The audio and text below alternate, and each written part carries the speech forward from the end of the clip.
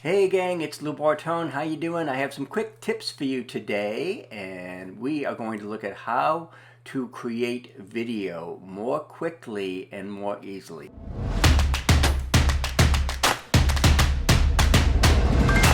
So here are the 5 tips for making time for video. Number 1, put it in your schedule. Set an appointment for shooting and recording your videos and stick to it. So if you schedule out an hour on a Sunday afternoon or a Thursday morning to do video, stick to it, put it in the schedule, and do it when it's in the schedule. Number 2, batch your videos. That means you could do several at once. As long as you've got your lights set up and everything ready to go, why not do several videos? I'm doing an entire tips series today, and I'm going to record 4 or 5 videos at a shot.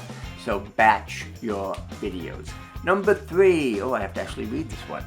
Use a habit phone app. I like Habitbull and Productive, but you can find these habit apps on your phone, and you can say, make sure I do video once a week, or make sure I do video 3 times a week.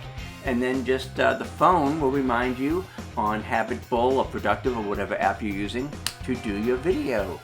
Number 4, and this is a good one, enlist an accountability buddy or an accountability group to keep you on track. So I may go into my accountability group and say, hey guys, I need to do 5 videos this weekend. So somebody be my accountability buddy and make sure and check that I did that.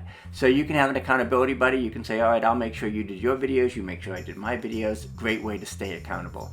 And number 5, make it a game. You can gamify your videos by joining a video challenge. I do video a day challenges in April and August, so you can join a challenge like that and have somebody like me giving you prompts to do videos. Here's a quick bonus way to do more video. Grab my lovely video card prompts, and I have 52 of these, and there's a different idea for each week.